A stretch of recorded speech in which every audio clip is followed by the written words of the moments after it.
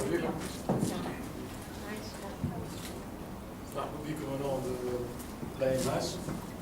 Donc je suis très heureux aujourd'hui de travailler avec vous sur une série de médicaments.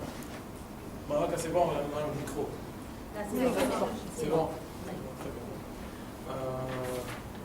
Alors là, le laboratoire Baron, représenté par notre ami Dr Anis Bam, que vous connaissez tous, et il a accepté de sponsoriser ces séances-là. Donc, pour présenter un tout petit peu notre travail, ça serait un travail sur quelques thèmes, quelques médicaments. On va voir les choses de façon un peu plus supérieure, comme d'habitude.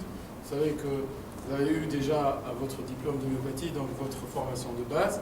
Aujourd'hui, on va s'introduire un peu plus dans le fond des médicaments homéopathiques, dans des médicaments que je sais que vous n'êtes pas habitué à prendre une matière médicale et à le lire, mais je vous l'encourage. Donc, je pense que vous avez vos bouquins.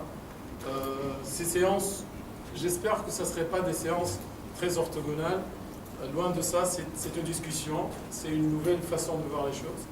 Donc, j'aimerais bien que vous posiez des questions, que vous dites tout ce que vous voulez à propos de ce qu'on va voir aujourd'hui.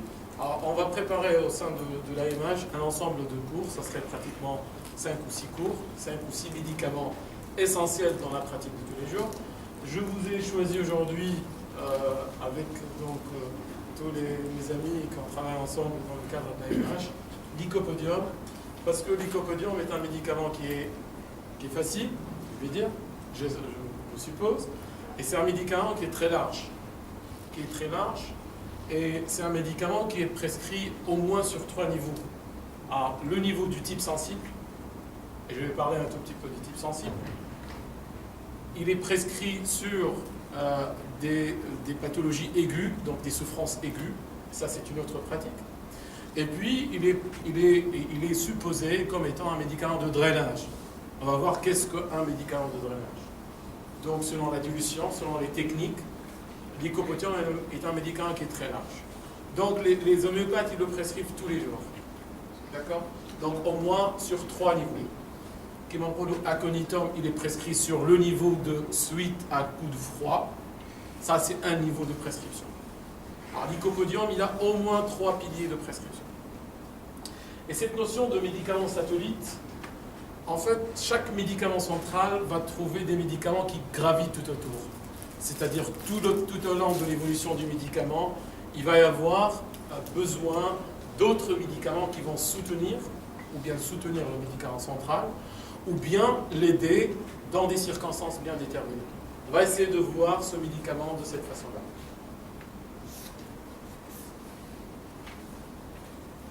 Donc n'hésitez pas, si vous avez des petits cas cliniques au cours de route, lorsque je dis cas clinique, moi je laisse un paragraphe, mais une indication, une notion, est-ce que ça marche, est-ce que ça ne marche pas, comment on va le faire, comment on va le prendre.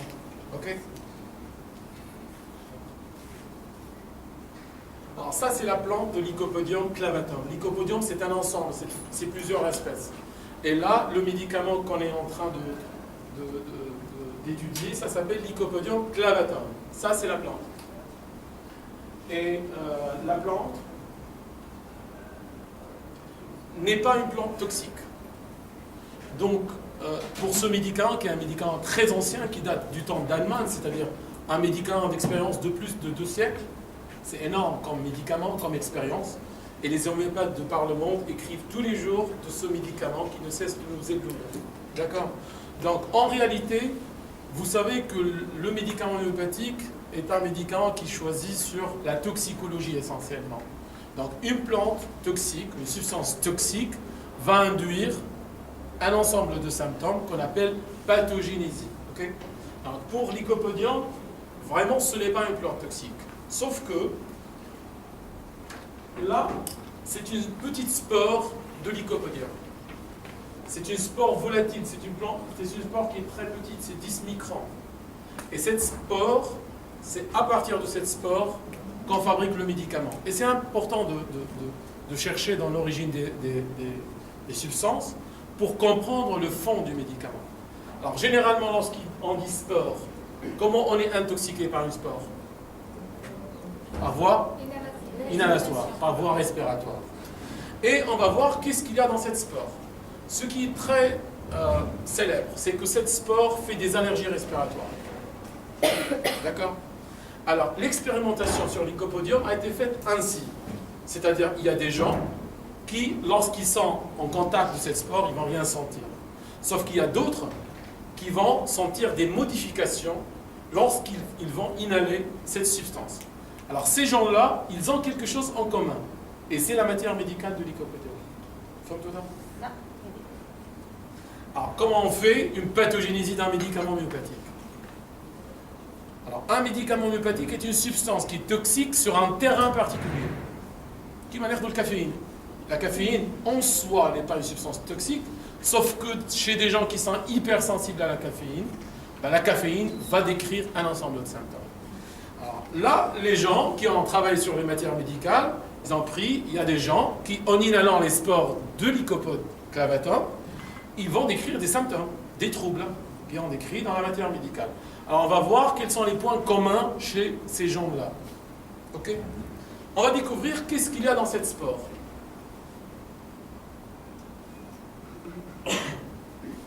Alors, cette spore de Lycopodium, elle est trop riche en minéraux.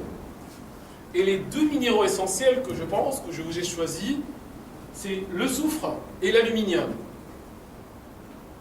Et le soufre, donc, ça vous rappelle quel médicament? Sulfure.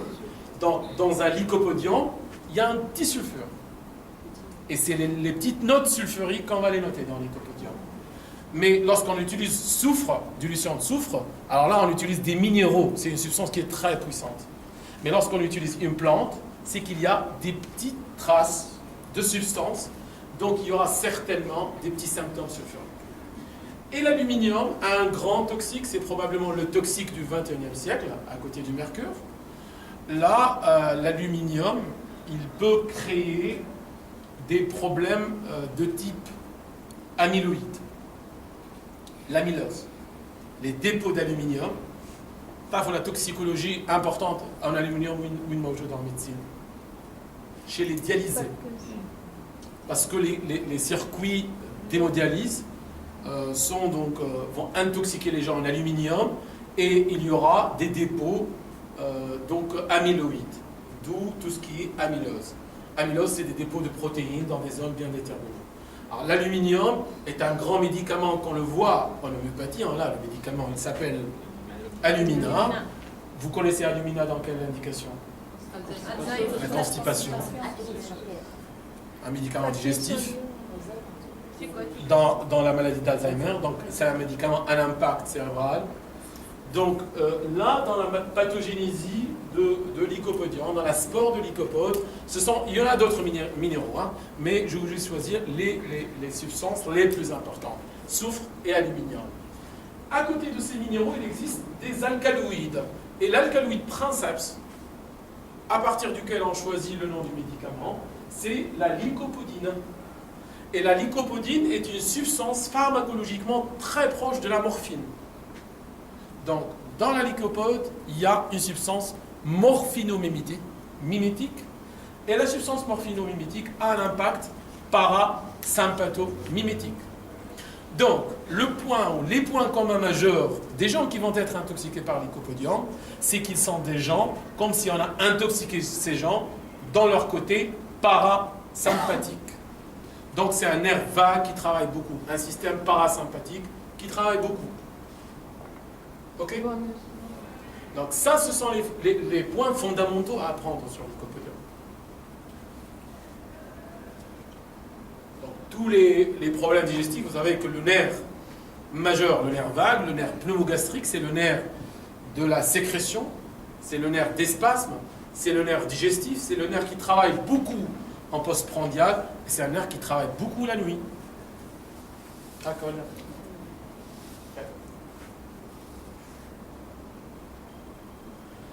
Pour chaque médicament homéopathique, il faut obligatoirement, quel que soit le médicament, il faut obligatoirement sortir les cibles d'action. Et là, je dois ouvrir une toute petite parenthèse sur le plan historique. Vous savez qu'il y a plus de 200 ans, Hahnemann avait commencé l'homéopathie du côté aigu. Du côté aigu. C'est simple. C'est des symptômes, donc un tableau symptomatique, une souffrance, et puis un ensemble, un syndrome d'intoxication. Ce sont deux tableaux que Hahnemann avait réussi à confondre. Il a commencé par le médicament, c'est le médicament par lequel il a commencé Hahnemann.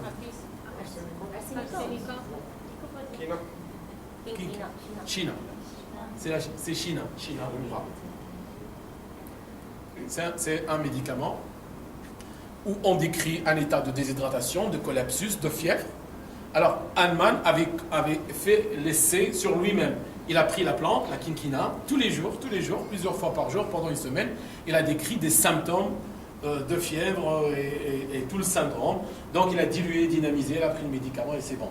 Et puis il a essayé ça sur ses amis et il a décrit la première matière médicale. Donc, dans votre pratique de tous les jours, faire de l'homéopathie aiguë, c'est simple, c'est pas très compliqué. Il suffit de connaître un tout petit peu des tableaux d'intoxication et de bien observer la symptomatologie des patients. Si vous avez les deux tableaux, ben vous avez un médicament, au moins un médicament. Et c'est vrai que parfois, on a besoin de prescrire 2 ou 3 médicaments pour se soutenir ensemble. Ok ? Alors, mais par la suite, Hahnemann avait remarqué que les gens rebelotaient, c'est-à-dire on refait les pathologies. Donc il a dit, bon, il devrait avoir quelque chose. Et ça, c'est la notion de l'homéopathie chronique. L'homéopathie chronique, c'est basé essentiellement sur le fond du type sensible. C'est-à-dire la serrure et la clé. Chacun de nous est représenté comme étant une serrure. Il a une clé qui est le médicament. Et bien sûr, puisqu'on est vivant, on est changeant, c'est que la cellule, elle change, et la clé, elle change. Comme le virus de la grippe qui change toutes les années, il se crée une nouvelle entité antigénique. Et bien nous aussi, on a des dualités. On a un fond qui peut bouger un tout petit peu, mais qui bouge dans un certain circuit. Alors là, on devrait chercher sur le plan du médicament de fond. Et je pense que c'est obligatoire, c'est fondamental si on voudrait faire de l'homéopathie chronique, de l'homéopathie de haut niveau, il fallait trop s'appuyer sur les notions de type sensible. Et pour comprendre cette notion de type sensible, il faut toujours ne pas oublier que tout médicament, il devrait avoir des cibles. C'est-à-dire, je ne vais pas prescrire lycopodium sur une pathologie qui n'existe pas sur les cibles lycopodes. Je reviens un tout petit peu pour étayer ce que je viens de leur dire, c'est-à-dire les gens qui étaient sensibles à la spore de lycopode ont cette problématique en commun. Et la problématique majeure de lycopodium, c'est-à-dire les symptômes qu'on devrait obligatoirement trouver pour prescrire lycopodium, ça s'appelle les keynotes, c'est-à-dire les points fondamentaux. C'est quoi pour lycopodium? C'est le foie et le tube digestif. Ça, c'est obligatoire. On ne peut jamais trouver d'indication de lycopodium si vous avez un foie et un tube digestif qui est correct. Ok? Le deuxième point d'impact, c'est le rein, ou les reins. Entre autres, les lithiases. Mais les lithiases, c'est une étape ultime. Avant de faire une lithiase, il devrait avoir une histoire quelconque.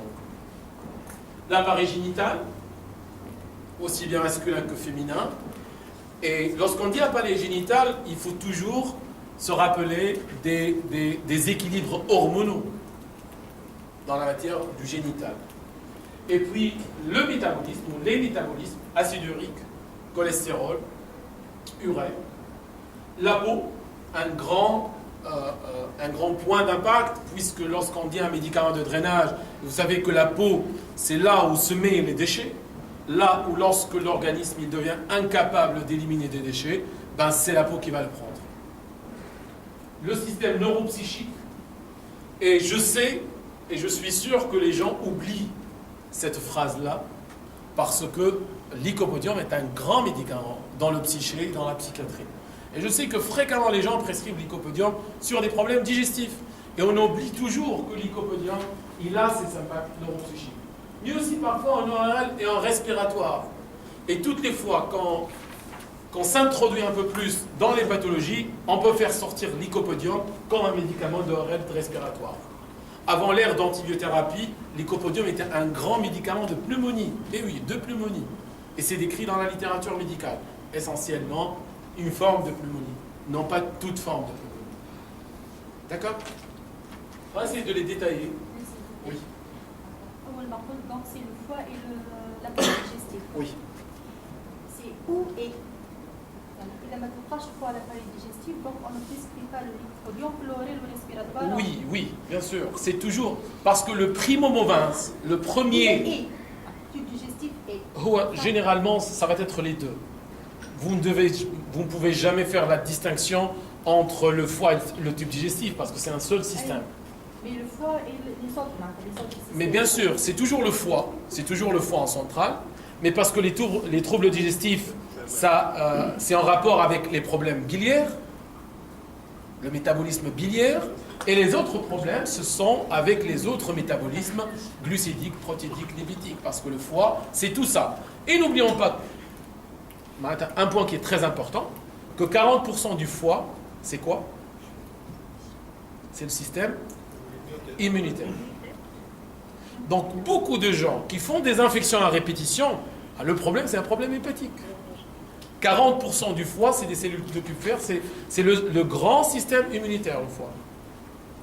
Une insuffisance hépatique, je constate des problèmes digestifs, mais ça peut se traduire par des infections à répétition. Oui. Si je pose la question autrement, si le foie et le tube digestif sont sains et saufs, je pense que c'est pas lycopodium. Je pense que c'est pas lycopodium. C'est un symptôme fondamental pour choisir ce médicament. Si c'est pas le foie, c'est autre chose, eh ben c'est obligatoirement beaucoup d'autres médicaments qui sont là.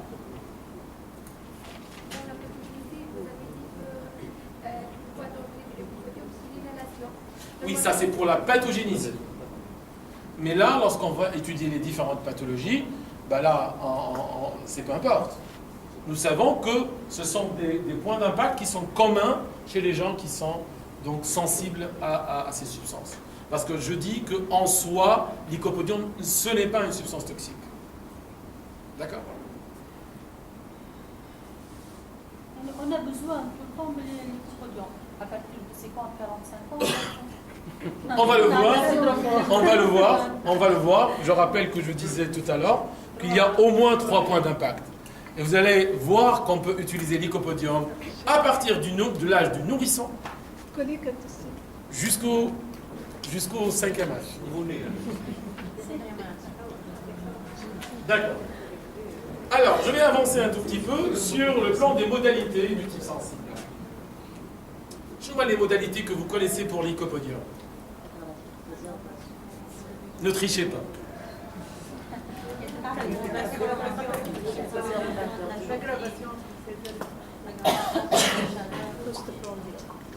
L'aggravation par la chaleur confinée en chambre chaude. Et cette aggravation va toucher les systèmes fondamentaux, système de migraine, système digestif. Tout à l'heure, il y a quelqu'un qui commence à s'aggraver un tout petit peu. Il peut penser à lycopodium.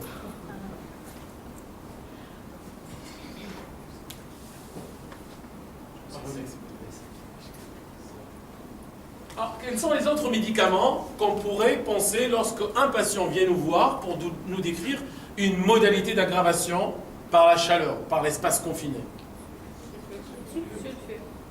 Sulfure, oui. Pulsatilla. Pulsatilla aussi, elle est aggravée dans un espace confiné. Mais l'aggravation, ce n'est pas la même comme lycopodium. Le lycopodium, c'est les points d'impact essentiellement digestifs, essentiellement migraine, essentiellement état général et psyché. D'accord? Pulsatilla aussi, sulfure aussi. Iodome aussi. Iodome, c'est un médicament qui est oublié, mais c'est un médicament qui est de valeur. Il est aggravé par la chaleur et par les espaces confinés. Les vêtements serrés aggravent lycopodium. Donc en postprandial, qu'est-ce qui fait lycopodium? Il se dessert. L'achésis a la même modalité. L'achésis, chez l'enfant, chez le nourrisson, dès que vous diminuez des vêtements, eh ben, l'enfant il est bien, il est à l'aise. Ça améliore les problèmes digestifs nourrissants, avec des coliques du nourrissant. Si vous ôtez les médicaments, ben ça s'aggrave. Enfin, ça s'améliore. Nux, c'est plutôt, c'est pas, Nux, il n'est pas aggravé par la chaleur confinée. C'est pas ça qui va, qu'on va s'appuyer là-dessus. Nux, c'est autre chose. D'ailleurs, Nux, c'est un médicament qui va accompagner l'lycopodium. En fin d'après-midi, pourquoi en fin d'après-midi? Ben, tout simplement parce que allez, en fin de l'après-midi, il s'aggrave. C'est 2-3 heures après le repas, donc c'est là où le foie travaille le plus. D'accord? L'lycopodium est aggravé par la chaleur, par l'espace confiné, donc la congestion. Toutes les fois qu'il y a une congestion du foie, un foie congestionné, eh ben, l'lycopodium va s'aggraver. La congestion du foie, la congestion, le débit sanguin hépatique, c'est-à-dire le volume par unité de temps, va se trouver très important, pratiquement 2-3 heures après les repas. Et là, l'lycopodium va sentir de la migraine, va sentir des coliques, va sentir un état général qui n'est pas bien. Et puis, oui. La prise médicamenteuse sera 2-3 heures après le repas. Généralement, si vous allez être en chronique, ou bien vous précédez un tout petit peu, ou bien c'est en fin d'après-midi.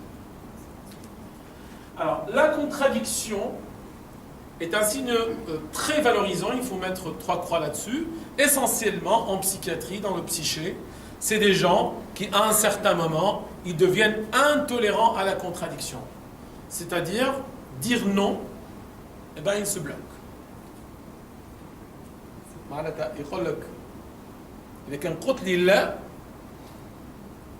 Alors je comprends plus. Ça y est, c'est un point excellent dans le diagnostic de l'lycopodium.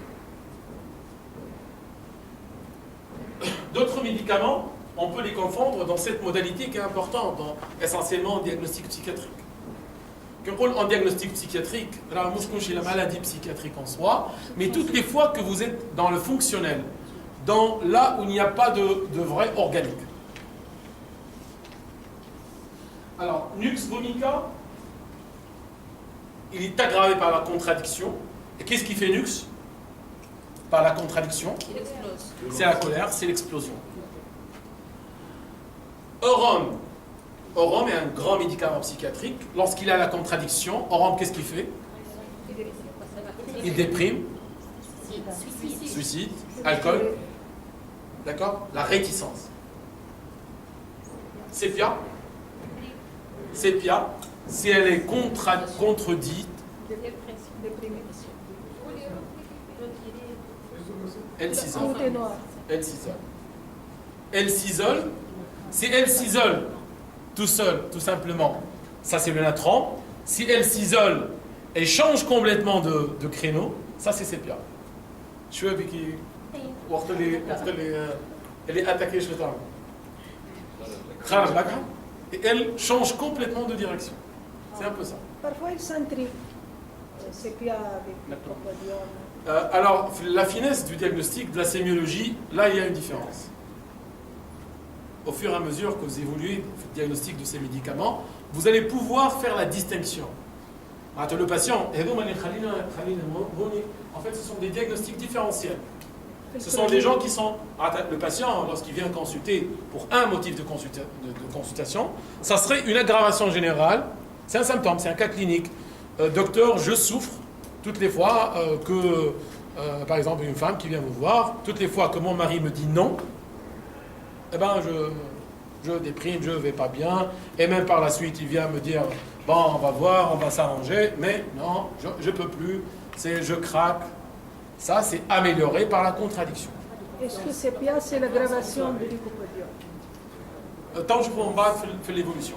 Mais et nous, les points d'impact majeurs du médicament. Alors, comment on pourrait améliorer un lycopodium? Vous découvrez que votre petit enfant est un lycopodium. Comment on va l'améliorer?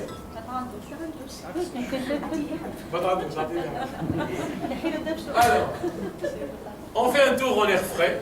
On ouvre les fenêtres, on fait un petit tour au jardin, ça pourrait améliorer l'lycopodium. Les boissons chaudes, essentiellement en ORL et en digestif. Donc une petite tisane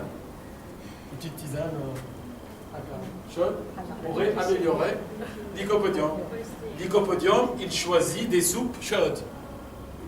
Il choisit les repas qui sont chauds. D'accord? Les sensations, ce sont des sensations qui sont communes tout au long de l'histoire du lycopodium. Le grattage. Dans les dermatoses, c'est un très grand médicament de grattage. Et on dit que c'est un médicament de grattage au sang. Il gratte jusqu'au sang. Jusqu'à ce que le sang s'éclate. Et ça, c'est très proche de l'achésis. Peut-être, oui. Nous savons que les ictères s'accompagnent, mais l'ictère, c'est le stade ultime, c'est le stade, on va dire, suprabiologique. D'accord? Mais en infrabiologique, c'est ça, un lycopodium. C'est ce que peut faire un ictère. La sécheresse cutanée, lycopodium, ça ne suit pas. Mais alors, chez lycopodium, ce sont les gens qui ont une sécheresse cutanée. Il n'y a pas de sueur. Vite rassasié, en fait, on voit ça chez les adolescents, essentiellement chez les nourrissants. On dit que c'est un nourrissant qui finit jamais son biberon. Joabacha, dès les premières gorgées, il est rassasié. Mais en fait, il est vite rassasié. Pourquoi? C'est parce qu'il y a un ballonnement. C'est le ballonnement tout de suite. Le ballonnement rapide. Le désir de sucrerie, oui.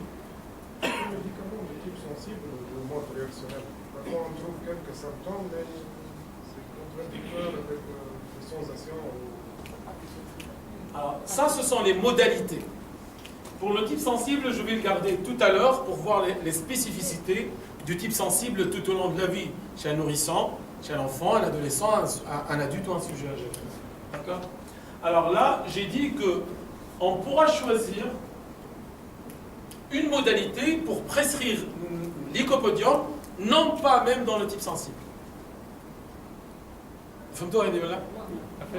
Alors, j'ai parlé que lycopodium est un médicament qui est de large prescription.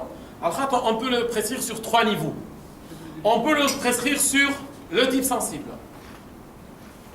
Vous voyez tout le problème, des points d'impact. Un patient qui vient vous voir pour 2-3 pathologies, une pathologie, des problèmes digestifs, des problèmes cutanés et des problèmes psychiques. Vous faites le tour, vous allez dire que ça, c'est lycopodium. Selon la largeur du puzzle, de la similitude, je vais prescrire lycopodium en 9 CH, ou en 15 CH, ou en 30 CH. Ça, c'est un créneau. Deuxième créneau, vous allez dire que mon patient, il commence à faire des troubles digestifs du côté lycopodium, sauf que ce n'est pas un lycopodium. Alors là, je vais utiliser lycopodium comme médicament de drainage. C'est un médicament qui va stimuler le système digestif. Parce que lycopodium, ce n'est pas une substance toxique. Donc c'est un médicament qui peut être utilisé pour le drainage, pour désamorcer le foie. Et ça va de soi, on va le prescrire en une petite ou moyenne dilution. D'accord? Alors sinon, si vous avez un problème ou une problématique avec une petite modalité de type lycopodium, une petite colique chez un nourrisson qui est coléreux et qui améliorerait en se déshabillant, vous allez dire que c'est une petite note de lycopodium. Vous allez prescrire lycopodium dans une petite dose, ou dans une petite dilution, mais sur un aspect sémiologique, sur une similitude. D'accord? C'est ça la différence. C'est pour ça qu'on parle d'un médicament large. Par contre, cette structure-là, on ne peut pas la trouver chez Platina, chez Cyclamen, qui sont des médicaments, je pense, qui sont fidèles que lorsqu'ils sont prescrits dans un type sensible bien déterminé. Ok?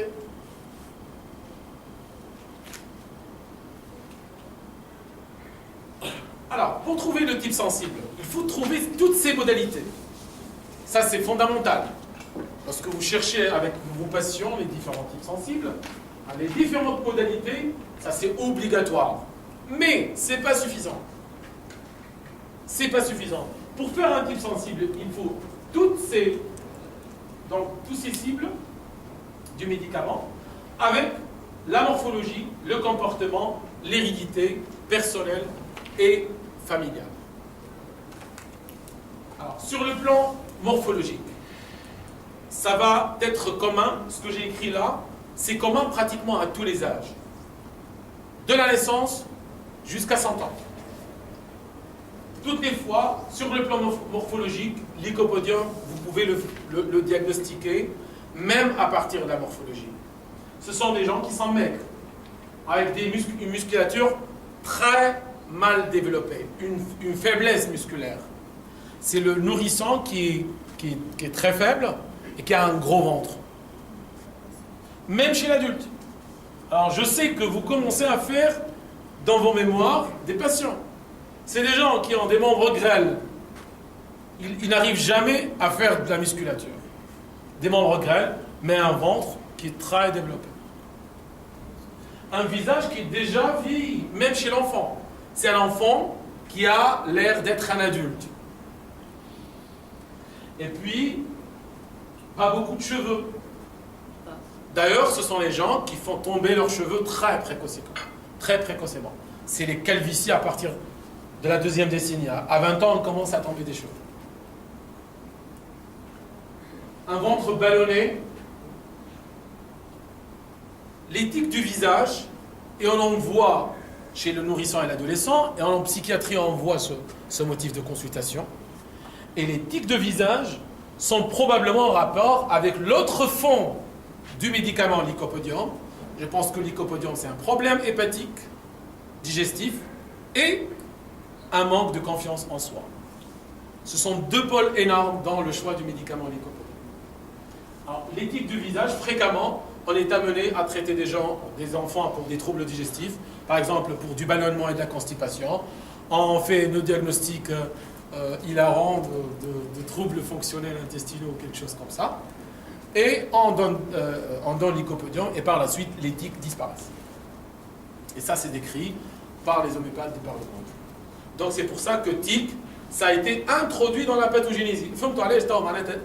En fait, on va dire que 60% des lycopodiums ont des tics. Donc, ma femme, je vais une intoxication, elle va faire des tics. Mais on remarque que les gens qui sont sensibles à lycopodium sont des gens qui fréquemment font des tics par manque de confiance en soi. C'est pour ça qu'on introduit dans la morphologie ou le comportement ce symptôme. Sur le plan comportemental, selon le stade d'évolution de lycopodium, il y a de l'hyperémotivité et le besoin d'affection. C'est des gens qui ont toujours besoin d'être encouragés. C'est des gens d'ailleurs qui sont très intelligents, mais ils ne sont jamais les premiers, ils sont toujours les deuxièmes. Ils sont capables d'être les premiers, sauf qu'ils sont toujours les deuxièmes.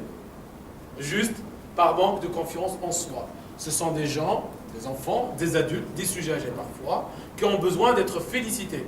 Bravo, vous êtes bien. Allez, en avant, très bien, bravo. Et c'est le manque de confiance en soi qui va être colmaté ou qui va être donc réactionné par quoi? Par une sensation d'orgueil et parfois même de persécution des autres. Et ça, c'est un tableau qui devient clair. C'est des boss qui sont très rudes, c'est des papas qui sont très stricts, et c'est des enseignants qui font peur, sauf que ça cache un manque de confiance en soi. Et ça, c'est un médicament précieux dans ce genre de situation. Donc c'est la manque de confiance qui va être donc surmonté par un comportement orgueilleux. Par la suite, sachez que lycopodium est un tyrannique domestique, c'est-à-dire c'est un casanier. C'est quelqu'un qui n'aime pas se trouver en public. C'est pas quelqu'un qui peut prendre le dessus. Non, il est toujours casanier. Il a ses propres repères. D'ailleurs, il ne peut pas se changer. D'ailleurs, vous trouvez dans la matière médicale constipation en voyage. C'est-à-dire quoi, constipation en voyage? Toutes les fois qu'on change son système, lycopodium, il ne veut pas. Comme si ses repères, pour avoir cette confiance en soi, il faut toujours qu'il ait ses repères bien fixes, bien là, qui le réconfortent. Et c'est très très bien.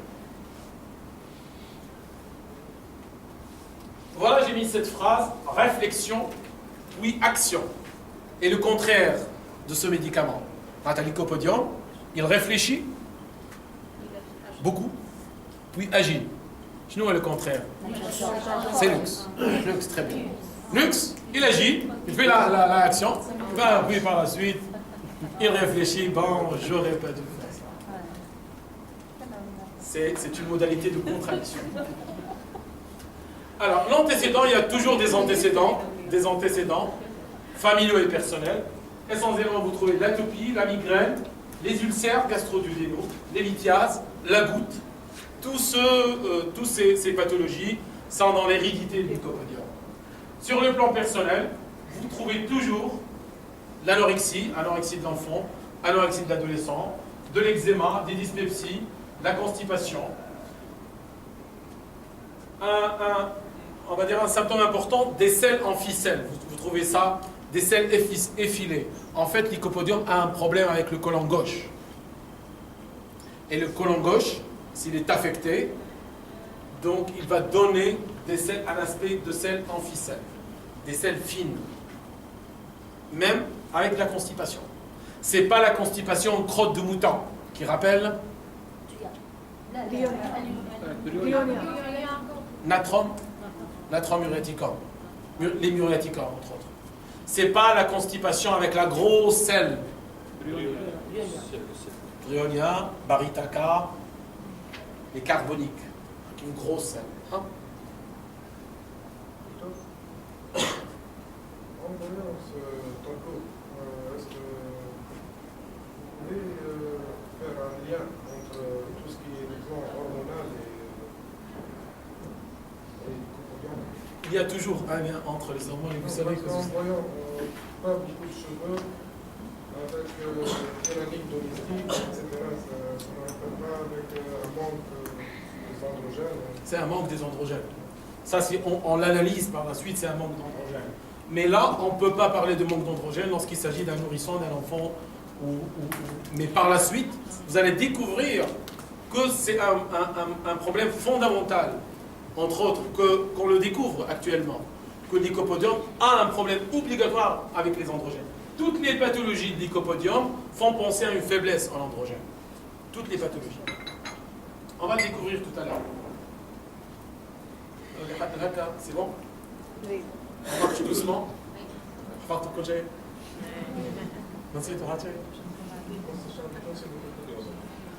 Alors, les indications de lycopodium. Les motifs de consultation en digestif.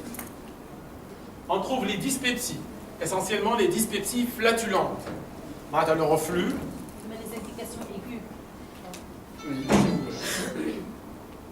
Les dyspepsies, l'anorexie. Enfant qui consulte pour anorexie.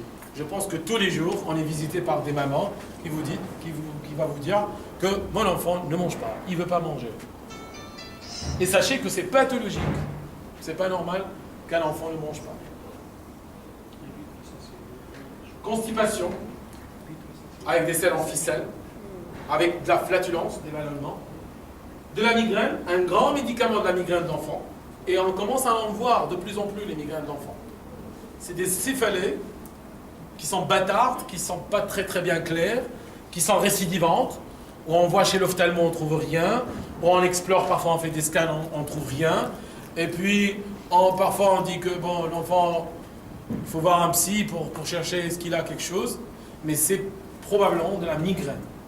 Et lycopodium, c'est un médicament de la migraine d'enfant. Alors, quels sont les médicaments qui vont graviter tout au long de lycopodium? Bon, c'est bon, vous avez fait le diagnostic de lycopodium chez ce patient qui consulte pour anorexie, pour dyspepsie flatulente, pour problème de constipation. Et là, qu'est-ce qu'on va utiliser? On va donner lycopodium. Comment on le donne? Ou des granules tous les jours, et je préfère lycopodium en granules tous les jours. Sinon, vous pouvez soutenir par des doses.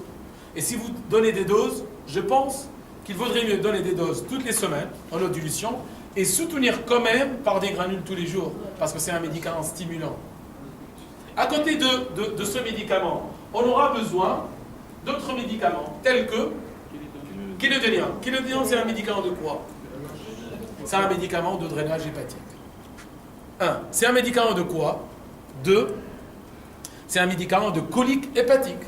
Toutes les fois que vous êtes devant un patient inopérable, avec la non-indication d'opérer, avec une lithiase même, vous pouvez donner Quilodénium. Il améliore beaucoup les coliques. C'est un antidouleur, entre guillemets. Et ça ne risque pas de faire migraine lithiase. On a réussi à prescrire ce médicament à beaucoup de grandes dames, disons, on va dire de 80-85 ans, chez qui on fait le diagnostic d'un problème hépatique, de lithiase, mais c'est inopérable. Et vous ne pouvez mettre aucun médicament, ça ne marche pas. Et que l'idénium, ça vient trouver une place dans la lithiase biliaire. Et c'est un médicament à base d'dilution, c'est un médicament de drainage qui va aider, qui va soutenir l'lycopodium essentiellement dans les problèmes dyslipédiques. Même dans les dyslipédies, bien sûr, toutes les fois que vous avez besoin de drainage. Sanguinaria, c'est un médicament de problème digestif. Alors, quel est le point qui va vous orienter vers sanguinaria? Exactement, rougeur des visages. C'est quelqu'un qui fait des problèmes digestifs, des dyspepsies, et il a les joues qui deviennent trop rouges. Ça, c'est sanguinaria. Iris, c'est la migraine, c'est le migraine, c'est le reflux. C'est le médicament du reflux, on va dire du pyrosis, mais plus académique, c'est le médicament du pyrosis, avec de la migraine. Spécifiquement, quel type de migraine?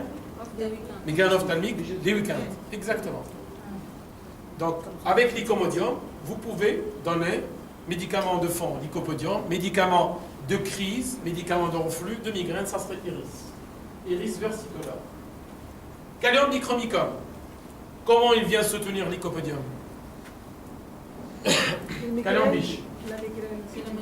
La migraine, en point, exactement. Quoi encore? C'est un médicament digestif, c'est un médicament d'ulcère, exactement. Quel type d'ulcère? Il me calme le gastrologue et dit que c'est un médicament. Exactement. Exactement.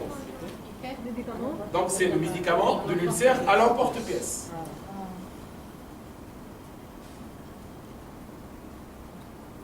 Nux vomica. C'est le médicament de problèmes digestifs, de ballonnement, essentiellement de spasme, parce que c'est la noix vomique, c'est le spasme plus que le ballonnement. Signe obligatoire pour prescrire Nux vomica, signe obligatoire.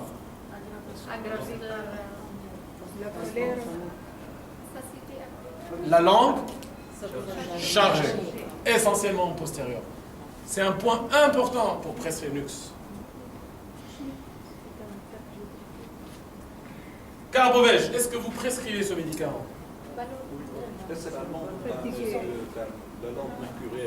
La langue mercurielle, c'est une langue large qui prend l'empreinte des dents, qui est blanchâtre. La langue de Nux, elle est jaunâtre, essentiellement dans sa partie postérieure. C'est la langue chargée. L'autre, là, c'est la langue saburale. Ça, c'est la sémiologie médicale. Alors, le charbon végétal, le carbovège, je pense que les deux problèmes majeurs, lorsqu'on dit charbovège ou carbovège, le charbon végétal, c'est l'anoxie et puis le ballonnement.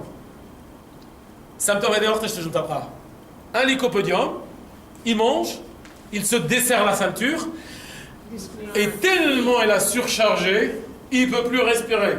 C'est le médicament, c'est carbovège. Donc ça serait lycopodium au fond, carbovège plusieurs fois par jour, ou en périprandial, en pré, per ou postprandial. On va dire en pré et postprandial. Les indications respiratoires. Coryza. Est-ce que, enfin, moi je connais lycopodium, puis coryza. Personne. Alors, le signe clé, C'est un coryza qui est... Ça améliore,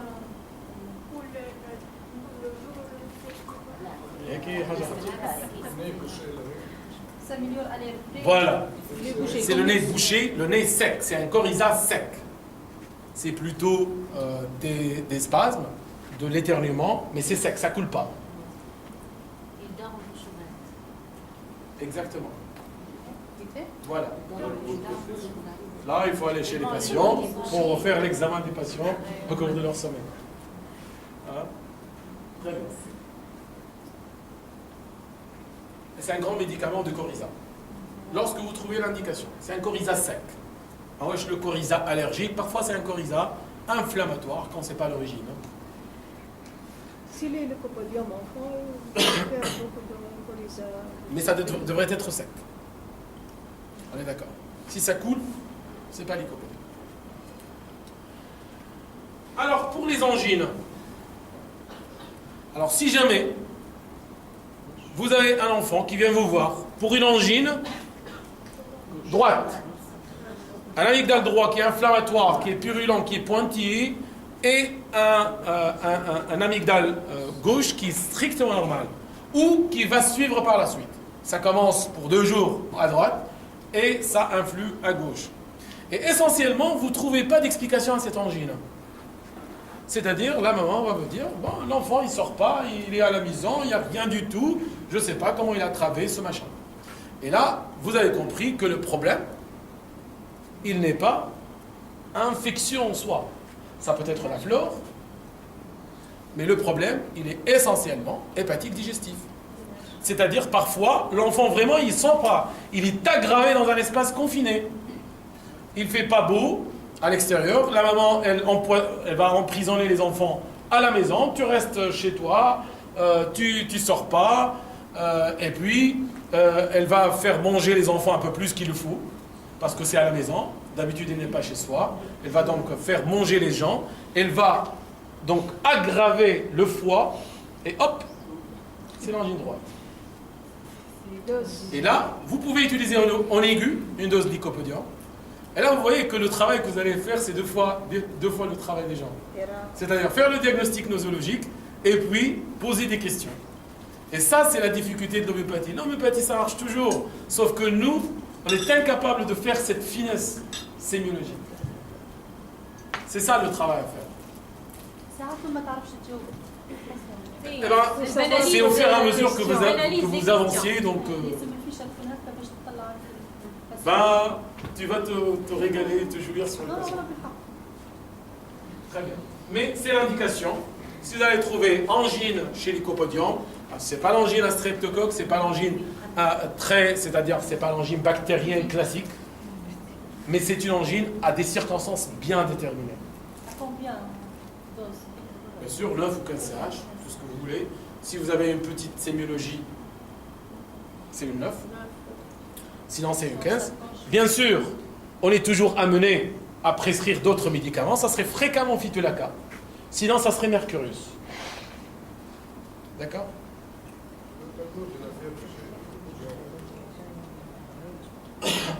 Lycopodium, il peut faire toutes sortes de fièvres, essentiellement des fièvres psoriques. Parce que le lycopodium est un médicament psorique, éliminatoire. Il peut faire une bonne fièvre. D'accord? Alors, sur le plan urinaire et génital, la prostatite chronique, il y a d'autres médicaments de prostatite, ça c'est vrai, mais lycopodium, c'est un médicament, je veux dire, c'est un médicament de prostatite chez le sujet relativement jeune. Exactement. Voilà, c'est le prostatisme, voire même la prostatite. Les gens, même suite à une infection sexuellement transmissible, les gens qui vont évoluer rapidement vers une prostatite, même si on a 20 ou 30 ans, c'est fréquemment des lycopodiums. C'est parce qu'ils ont un terrain lycopodium. Sinon, la prostatite du sujet âgé, ça devrait être autre chose. Quel est le premier médicament de la prostatite? Quels sont les 2 médicaments des prostatites du sujet âgé? 2, il y en a 2. Les plus flagrants. Or, les femmes ont une psychose urinaire, génitale. Le médicament le plus simple, Tuya. Et le deuxième médicament, d'un grand papy de type carbonique, qui est lent, qui est apathique, qui a une prostatite qui dure depuis 3 ans, Barica carbonica, très bien. Oh, les lithiases, parfois les lithiases très précoces, l'acétonurie, les vomissements acétonuriques. Fréquemment, ce sont des enfants même qui ont des urines rougeâtres. Ça, c'est